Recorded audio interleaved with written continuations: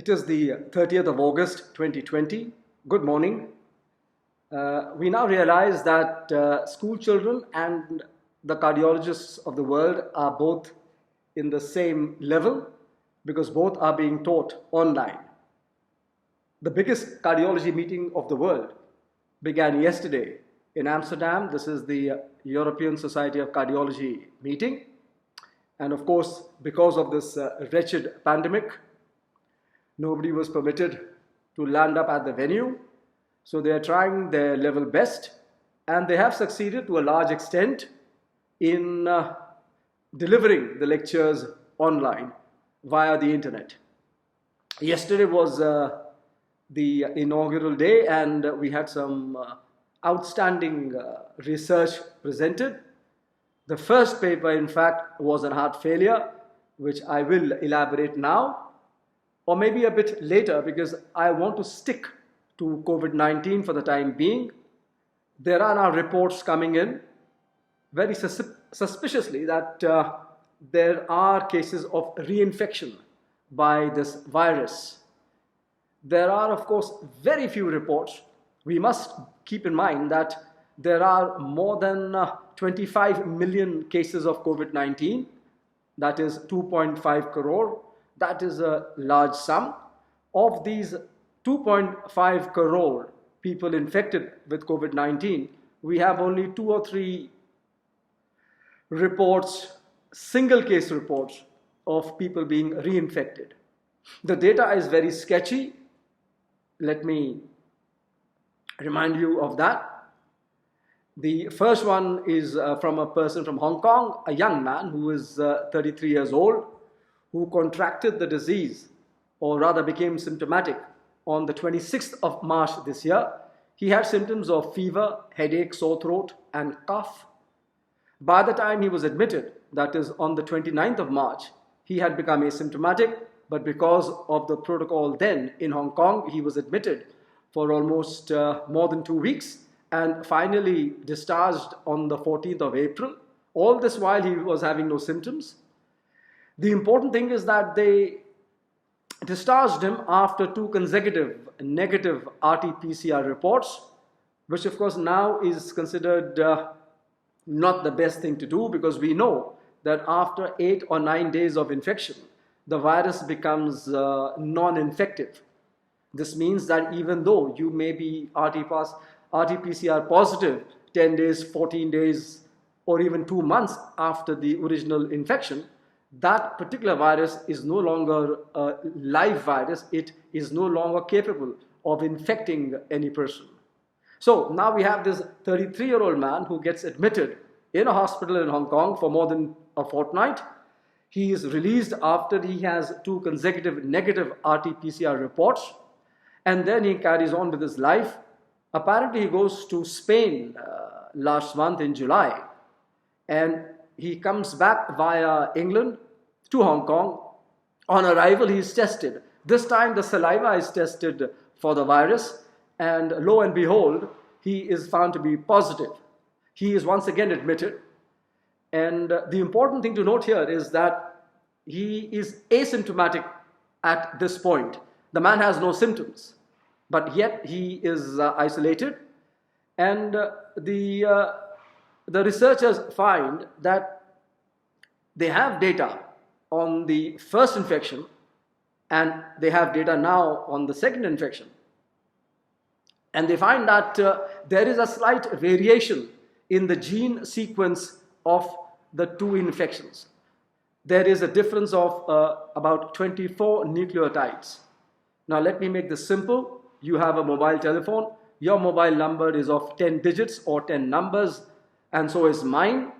The China virus, or the Wuhan virus, has 30,000 numbers to its credit. So it has 30,000 bases, or 30,000 nucleotides. Of these 30,000 nucleotides, there was a change in 24 nucleotides. So there was not a radical change, but enough for the researchers to conclude that this was a modified virus or a mutated virus, and this man had been reinfected.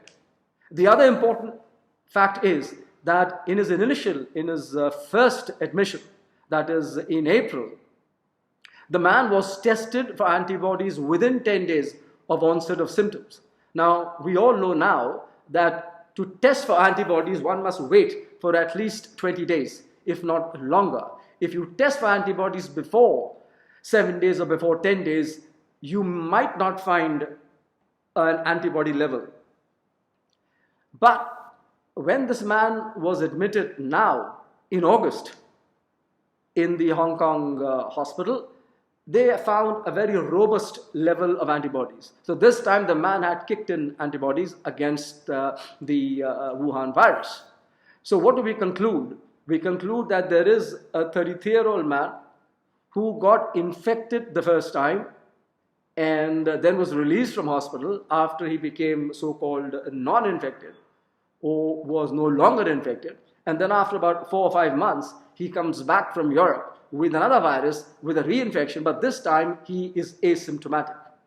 Now, why I am giving you these details is because there might be a huge spin to this by certain quarters. So you must be prepared, you must be ready for these grim stories from the media and from national television, that there is a reinfection of coronavirus, or rather the Wuhan virus. Because as I mentioned, we have 25 million cases. Now, 2 or 3 cases with a reinfection would be considered extremely rare, and one must examine these cases very, very carefully. Now, this man, of course, is a textbook example of a person who got infected the first time. Then somehow he has got reinfected the second time, but this time he has lots of antibodies in his system, and because of these antibodies, this man this time develops no symptoms. And this is what I have been trying to tell you for the past so many weeks, that if somebody gets infected, this person will mount adequate antibodies against the Chinese virus, usually in most instances, and these antibodies would be antibodies themselves, the T cells, then the memory cells of the B and the T cell variety, which means that these cells will remember this initial infection, and in the event of a repeat infection in the future would kick in antibodies or react against the reinfection. So this man, this 33-year-old young chap from Hong Kong, has an infection in March, gets admitted, and is now reinfected in July, August, after about 4 or 5 months. But this time he has absolutely no symptoms, but there is a virus detected in the system, which supports our thesis, our hypothesis that we do develop antibodies, and these antibodies do prevent further infection. And even if we do get infected, the effect is minimal, and we usually don't get any symptoms. Now, as opposed to this study, which will be published in a journal called Infectious Diseases, we have another preprint. This is not yet been printed. This is with the Lancet group, and this is from Nevada, the US. Here we have another story. We have one man who is 25 years old, who again in March gets infected with mild symptoms of fever, cough, sore throat, and diarrhea this time. And then in June gets reinfected again with fever, cough, but this time he has pneumonia. But it seems that the virus which is affecting him the second time, which is infecting him the second time, is slightly different from the original virus. So the authors of this paper make a case that this is a case of reinfection. But the point to be made, or rather the points to be made in this case, as far as I'm concerned, is firstly, this man is again just 25 years, and we know that young people are largely not affected by the virus, but this man apparently gets not only reinfected, but develops pneumonia, which is confirmed by a chest x-ray. We have no details beyond this as to how he has been treated, and we also have no details about his antibody responses. The first time, let me make clear, he was tested for the virus, and when there were 2 negative tests, one was an RT-PCR and the second was simply a nucleic acid amplification test, a transcription amplification test, which even the WHO suggests can be imperfect. So there are two more cases. One is from Holland and the second one is from Belgium. So we have these 3 or 4 reports of single individuals. The details are sparse because they have not yet been published in a peer-reviewed journal. But as the Hong Kong case clearly signifies that the man, though reinfected, did not have symptoms but had adequate antibodies, and most probably the reason for him being asymptomatic the second time was because of his antibodies. So we should not get scared, we should not be afraid, and there is no reason for any panic, whatever people might say or whatever people might publish. Right? And remember, most of these reports which have suggested that there has been a reinfection were actually virus particles which remained in the body for some time, and these virus particles were found not to be able to infect, or they could not be cultured, which means these were dead pieces. Another important thing which I must elaborate upon is this RT-PCR test. It is very important that the lab which provides you the result of your nose sample actually tells you how many cycles it took to pick up the virus. Now, the greater the number of cycles, called the cycle threshold or the CT, the greater the number of cycles, the more sensitive the test becomes, which also means that you can be picking up just virus particles which may or may not be actually the Chinese virus. These particles could be virus particles from its cousins, the other coronaviruses, which means that in actuality, maybe you are not suffering from the Chinese virus, that you are not suffering from COVID-19, despite the fact that you have a RT-PCR positive test. Now, let me elaborate on this further. If consider that you get a report which is positive and the lab tells you we took 40 cycles to pick up your virus. Now, if another lab was to do your sample and take 35 cycles to amplify the virus, then the chances of picking up the virus will drop as high as 50%. That means if 100 people were positive with 40 cycles, with 35 cycles or even 37 cycles, that figure would drop to just 50 people. And if you took 30 cycles to pick up the virus, if you use only 30 cycles to amplify and detect the Chinese virus, then the original figure would drop by as much as 70 to 80%. Now, these things will have to be kept in mind to make clinical decisions, to make policy decisions. So therefore, I would suggest very strongly that the government ensures that these laboratories which are providing you information on the RT-PCR test also tells us as to how many cycles they have employed in getting your virus test. The other thing which has struck me, we've had COVID-19 for so many months. We've had it in India also since March, definitely. But in actuality, we probably had it in December or January because we are neighboring countries. Our borders are with China also, and we have a lot of traffic, human traffic between China and India. So I personally believe that we had COVID-19 right from December or January. December of 2019 and January of 2020. Now, despite the fact that we've had COVID-19 for so many months, we still are doing this, which I consider a pretty primitive technique of grabbing the virus from the back of the nose. We take the nasopharyngeal swab. Now, why do I say that this is a primitive technique? It is, I'm using a very strong word, but the fact is that there is adequate data that if you were to use saliva to pick up this virus, that would be as sensitive as a nasopharyngeal swab, if not better. Now, to highlight this, we have a letter, we have a correspondence to the New England Journal of Medicine, which was published just 48 hours back, This is consisting of 90 people of COVID-19 who volunteered for this research, and they showed that within 10 days, the saliva sample was superior to the nasopharyngeal swab. And the authors conclude and give almost 4 or 5 references of other studies which have also concluded that samples of saliva to detect the Chinese virus is as good, if not better, than the nasopharyngeal swab. Now you will appreciate the fact that if someone was to stick a swab up your nose, right to the back of your nose, of your nostrils, that would be a very uncomfortable experience. Apart from that, the man who is doing, or the person who is doing the test, the technician, is at certainly some risk. And that is why the technician has to wear a protective equipment. He has to wear a PPE, which costs money.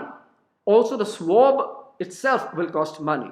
So therefore, a saliva test would be much simpler and much more effective. You simply spit into a small tube or a small bottle, and this can be collected by the laboratory concerned, and you get a good result. So I am surprised as to why our advisors, the big guys of our health committees that are advising the government, have not as yet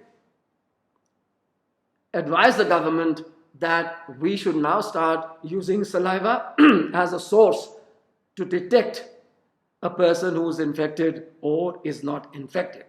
Now, apart from this, the reinfection thing and the saliva to detect the Chinese virus, I must now switch to cardiology, which actually is my territory. And so therefore, I would be certainly more comfortable with cardiology. And now I will highlight this big study which was presented yesterday called the EMPA-REG.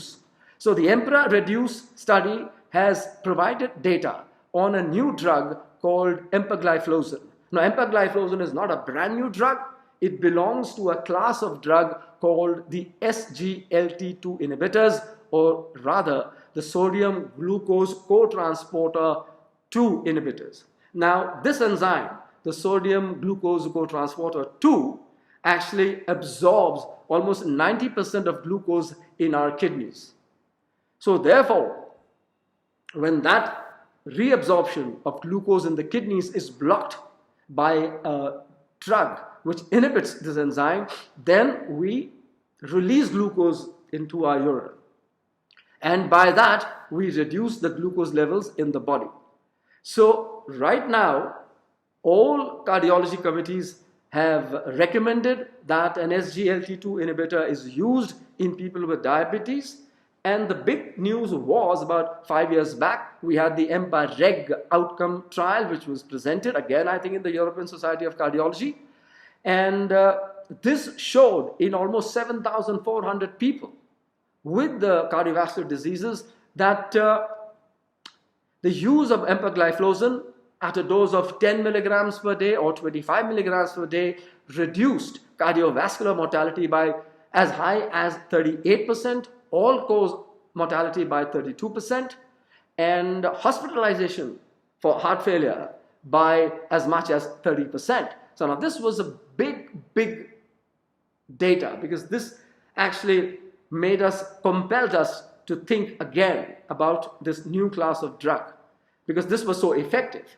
Now I must reveal to you that all these years we've been treating diabetes, and we've used so many drugs, and you also, if you have diabetes, have used all these drugs, but, and this is a very important but, these drugs did not ever show any improvement in heart disease. In fact, there was strong suggestions that these earlier medicines actually harmed the heart. Now, the EMPA-REG study, which had more than 7,400 patients of diabetes, and crucially, 50% of these had had a previous heart attack. 2/3 of these had coronary artery disease. That means they had stable angina or unstable angina. 25% of them had previous strokes. 20% of them had peripheral arterial disease. So we have a large group of people who already have cardiovascular disease. And in this group of people, in a follow-up of almost 3 years, we found that there was a significant reduction in the development of heart failure and in the development of mortality. Now, this was shown despite the fact that there was no difference in heart attacks or stroke, which means the mechanism of reduction in deaths was not anti-atherosclerotic. Now we move on. Now actually we should go back, because 1 year before this study was published with Empagliflozin, which is an SGLT2 inhibitor, we had another huge trial. And this was the Paradigm Heart Failure trial, which again used a very new drug, which was a combination of sacubitril and valsartan. This was called ARNI. This was an angiotensin receptor neprilysin inhibitor. Valsartan is an angiotensin receptor blocker, whereas sacubitril is a neprilysin inhibitor. And in this study of 8,400 people with heart failure, this was a study of heart failure patients who had a mean ejection fraction of just 28%. So these were people with really bad heart failure. When they were given this drug called an ARNI, or a combination of sacubitril and valsartan, as compared to enalapril, so half of these patients were given enalapril, which is an ACE inhibitor, and the other half was given sacubitril and valsartan, there was a significant reduction in mortality and hospitalization for heart failure by 20%. And the mortality was reduced by almost 17 to 18%. So, again, all guidelines began to recommend that in patients with chronic heart failure, we employ a combination of sacubitril and valsartan. The other important thing was that apart from the Paradigm trial, another trial was called the PROVE trial, and this showed us as to how there was this reduction in mortality with the sacubitril and valsartan by an ARNI. And they showed that when you took about more than 900 patients and followed them up for 1 year, the ejection fraction by the 2D echocardiogram increased from a mean of 28% to almost 38% at the end of 1 year. Now this is a huge difference. An increase of 10% is almost, in this situation, an increase of 30% relative increase of the ejection fraction. So the mechanism is clear. The drug, that is an ARNI, actually prevents the dilatation or the expansion of the heart. Technically, this is called, it reverses the remodeling of the heart. Now I bring us to the present. So as I've just mentioned, in I think 2014, we had the ARNI trial called the Paradigm Heart Failure trial. 1 year after that, we had the EMPA-REG outcome trial. Both were published in the NEJM. Both, I think, were presented in the European Society of Cardiology. Both were massive trials which got huge publicity. And now, last year, again in the European Society of Cardiology, sometime in mid-October, we had the Dapa heart failure trial. The Dapa heart failure trial had almost 4,700 people with heart failure. The ejection fraction was 31%. Remarkably, now, Dapa heart failure trial used once again an SGLT2 inhibitor, which, as I have told you, is actually an anti-diabetic drug. They use Dapa-Gliflozin. Now, Dapa-Gliflozin was used at a dose of 10 milligrams per day. The Dapa heart failure trial again showed that people with heart failure with an ejection fraction of 31% in a follow-up of as short as 1.5 years, there was a significant 25% relative reduction in the development of mortality and hospitalization for heart failure. Now, this was again a milestone study, again very much talked about. And the other remarkable thing about this study was that of these 4,700 people with heart failure, only half had diabetes. One half had no diabetes. So the message or the strong suggestion by the researchers was that even in people who do not have diabetes, Dapa-Gliflozin will prevent the development of heart failure and prevent mortality. Now, by the time the Dapa heart failure trial was published, which was last year, A lot of patients, especially in this trial, were already on the standard heart failure medication. More than 90%, almost 95% of the people recruited in the Dapa heart failure trial were on diuretics. 95% were on an ACE inhibitor or an angiotensin receptor blocker. 95% were on beta blockers. 70% were on an MRA, which is a mineralocorticoid receptor antagonist like spironolactone or eplerenone. And almost 18% were on digoxin. So here we have thousands of patients who are fully and optimally being treated for heart failure. These are people, of course, of chronic heart failure. Despite that, the addition of Dapagliflozin in these people significantly reduced events of mortality and hospitalization for heart failure. Now again, the people here were having some compromise of their kidney functions also, but the average GFR, that is the glomerular filtration rate, was about 66 ml per minute. Now that's a technicality.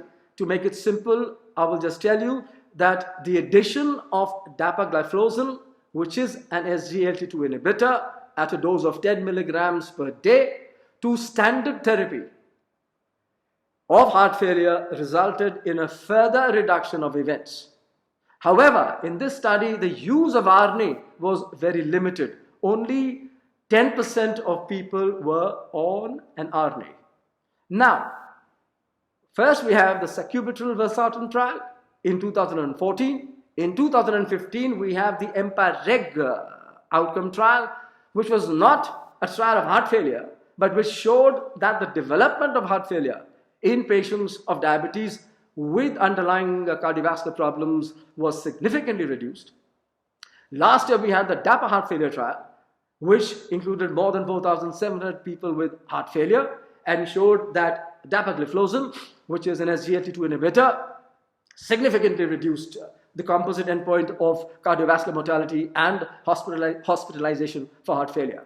And now we have the EMPA-REG trial, which was presented yesterday and simultaneously published in the New England Journal of Medicine. The EMPA-REG trial has included 3,730 patients of heart failure. Let me first tell you the difference between this and the Dapa heart failure trial. The difference is that in EMPA, the patients were slightly sicker. They had more severe heart failure. The ejection fraction was just about 27% as opposed to 31% in the Dapa heart failure trial. Right? And the GFR, the glomerular filtration rate, is 61 ml per minute as opposed to 66 ml per minute in the Dapa heart failure trial. And then we have this marker. We have a protein called the NT-proBNP, which can be easily tested by any laboratory. This is a blood test. And the higher the NT-proBNP, the more severe the heart failure. So now, in the EMPA trial, the NT-proBNP levels were above 1,900 picograms per mil, whereas in Dapa, they were about, the level was about 1,400 picograms per mil. The third thing is that, as I've just mentioned, of course, the GFR was less in the EMPA trial. It is 61 as opposed to 66. And the fourth important difference is that in the EMPA trial, an RNA was being used in almost 20% of patients, whereas in Dapa, RNA was used in 10%. So let me repeat the differences in these two trials. In the EMPA trial, the ejection fraction is lower by almost 4%, 27 versus 31. The GFR is lower. It is 61 versus 66. The NT-proBNP level is 1,900 as opposed to 1,400 in Dapa heart failure. Remember, the higher the NT-proBNP, the more severe the decompensation of the heart. And fourth, more people, twice the number of people in the EMPA trial were on an RNA as opposed to 10% in the Dapa heart failure trial. Now, what are the results? The primary outcome of the EMPA-REG trial was again a combination of mortality plus hospitalization for heart failure. This was reduced by 30%, which is the same as was seen in Dapa heart failure trial. The secondary outcomes were just two. One was hospitalization for heart failure, which was again significantly reduced by Empaglifl in the EMPA-REG trial. And the secondary outcome was outcomes of the decline in kidney function. Now, this again was reduced by 50% in EMPA-REG with the Empaglifl as opposed to placebo. In the placebo group, the GFR was lower by almost 4.2 ml, whereas in EMPA-REG it was just 0.9. So the GFR decline was reduced from 4.2 to 0.9. Now, this was a 50% reduction. So all the outcomes in the EMPA-REG trial have been met, and therefore we have to be thankful. We have to applaud the researchers. The main researcher, the principal investigator, was Milton Packer. Milton Packer was also there with the paradigm trial, that is the sacubitril/valsartan trial. And Milton Packer was there in the 90s also with carvedilol heart failure trials. So Milton Packer is a big name for heart failure trials, for heart failure research. So let me repeat now. Wow, we see that we have a class of drug which is called an SGLT2 inhibitor, that is a sodium glucose cotransporter 2 inhibitor, which, if you do not have heart failure, prevents the development of heart failure if you have diabetes accompanied by heart disease, or even if not accompanied by heart disease. And then now we find that, as has been shown by the Dapa heart failure trial and by the EMPA-REG reduced trial, that an SGLT2 inhibitor prevents or significantly reduces the development of mortality and heart failure in people with heart failure. In chronic heart failure patients, mortality and hospitalization or progress of heart failure is significantly cut down by these two SGLT2 inhibitors, which has prompted Milton Packer to publicly announce that now it would be a good idea that if you get a patient of heart failure, that we employ 4 medicines.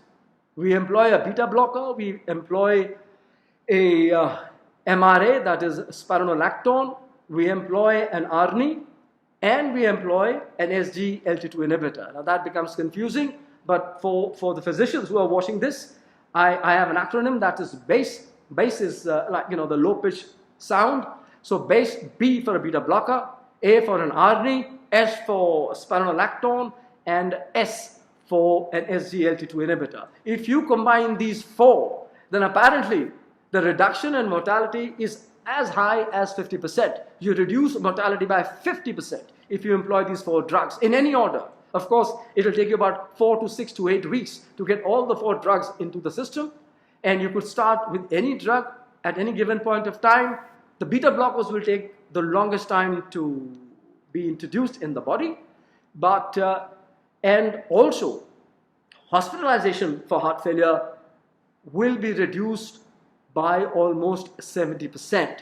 So remember, if you use these 4 kinds of medication, that is a beta blocker, an ARNI, spironolactone, and an SGLT2 inhibitor in patients with chronic heart failure, you will cut down mortality by 50% and hospitalization for heart failure by 70%. Now, chronic heart failure looks serene, but it actually is not serene. It's a pretty grim situation, because the patient may appear stable on your medication, but actually the disease is progressing. So it is our job as clinicians and as healthcare professionals to arrest or delay the progression of heart failure, because the statistics, the stats are very grim.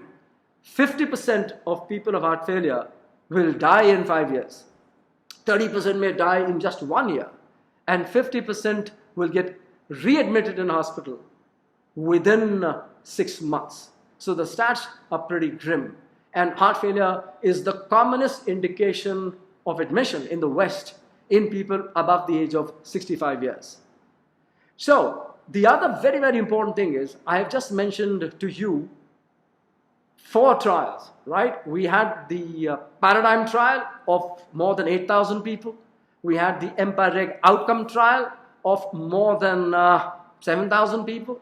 We had the Dapa heart failure trial of more than 4,700 people. And we've had the latest trial with Empaglifl, which is the EMPA-REG with 3,700 people. Now that will add up to how much? That will add up to more than 22,000 people randomized.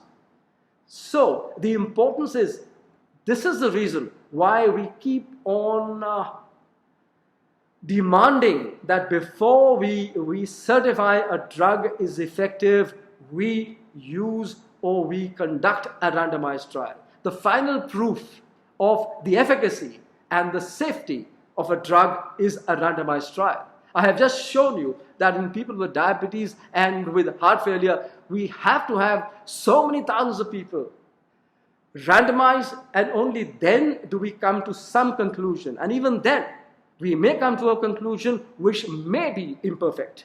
Now, as opposed to that, we've had this pandemic, and we still have very little randomized data on chloroquine. We have absolutely no data in the US on randomized trials on convalescent plasma.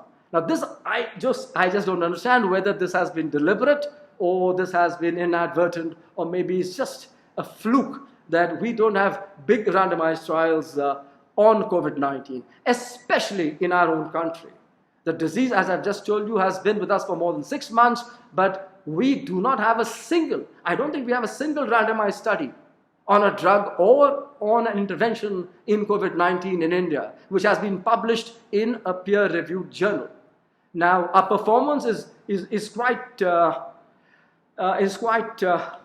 do I put it? I don't have the words for it, but the fact is that the Chinese, months ago, more than 4 months back, have already published randomized data on interferon, have published data on remdesivir, have published data on vaccines, on inactivated vaccines, on the vector vaccines, and all these have been published in the leading journals of the world.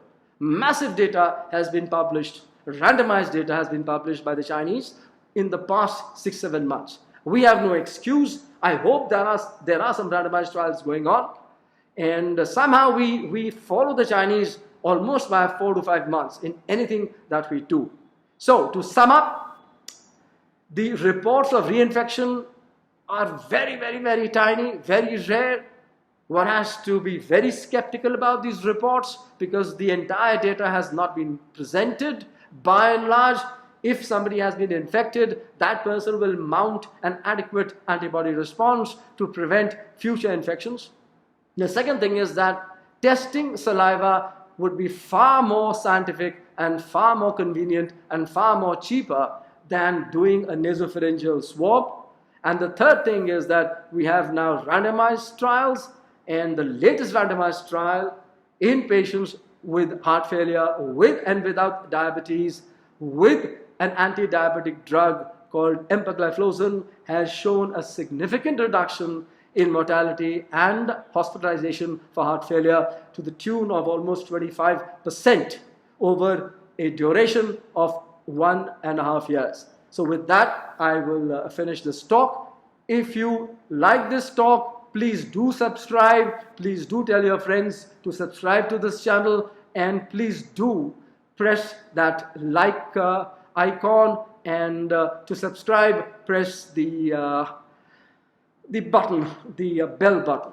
You must understand that doing these talks is quite difficult because it involves a lot of research, a lot of rigor, and a lot of effort. A lot of effort goes in crystallizing this very, very, very, very complex scientific data and presenting it to you. And I also make sure that I present to you data which is very recently been published within the last 24, 48 or 72 hours, and also that this data has great impact value.